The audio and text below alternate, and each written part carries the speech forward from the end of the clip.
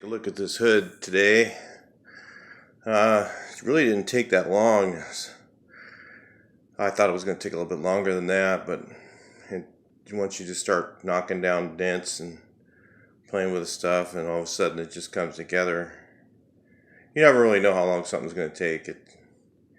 The key thing is when you start, like when I was doing this portion here, and you notice there's not much on here. Mostly, there's some waves going on here. I'm going to use primer or use primer to help me get these right, because getting these lines right without it, you're just wasting your time. You'll do this 5, 6, 7 times, and you'll go, "Hey, there's still something there." If you use primer and guide coat, and then polyester glaze it, it just comes out beautiful one time versus doing it, 20 times. So anyway, this is the bad damage here. There was a lot of waves all the way up the hood. There was Bondo in it. Somebody had repaired it one time. There was ripples up in here. So 90% of it, if you see these here, the hammer marks, 90% metal finish. But at this point, it's such fine stuff that it's not worth using. If I use Bondo, you have to use a heavy grit sandpaper because it doesn't sand the same as the polyester glazing. You can use a finer paper and it comes out much better. Bondo, funny thing is if you sand it with fine paper, it wants to mound, so you have to use coarse paper on it. So that's one of the things that I've seen people fight with, over and over. You got to use a really coarse paper.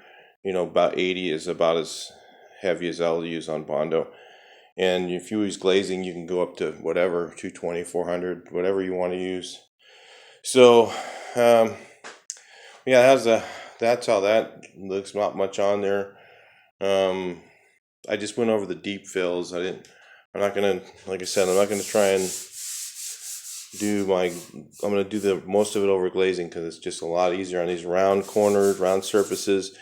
You'll put it on, you'll sand it off. You put it on, you sand it off. You put it on, you sand it. And it's just so much easier if you just go get it to where the deep fills are done. Prime it with a polyester primer, which I'm not going to do right now. I'm just going to temporarily put some epoxy primer on it, and then use your guide coat to help you find all the little stuff, and just make sure it's, and if you find a big spot, you can always grind it off. I mean, it's not that big of a deal, but most of the time you can just do it with polyester glazing. Most of your fills, when you get it hammered pretty tight, are going to be 1/16 of an inch, and at the most. And so anything heavier than that, I pretty much got. It's not. It might be 1/4 at the most on most of these.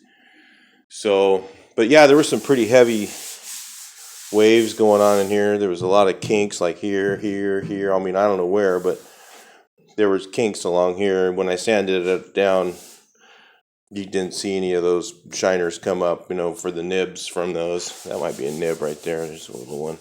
I'll knock that one down a little bit more. But you can do a lot of that after primer. So it's just like the process is like this. A really light hammer. It doesn't take much. This metal is very thin on these hoods. Well, that's a little bit low now, but that's okay. It'll fill with primer. It's better than a nib.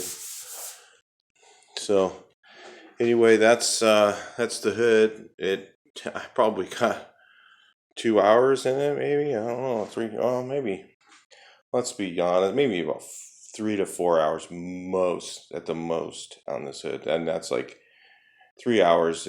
I would be really stretching it to say 3 hours. I don't think any more than that. Didn't spend that much time on this car yesterday. So yeah, that's the hood. So yeah, if people think, oh, those hood, that whole thing, you just throw that thing away. There's no way that hood, this hood will look, when it's done, will look near perfect. I could make it look perfect, but I don't know if I will. I'll just go through it, do my job, however it turns out. All right.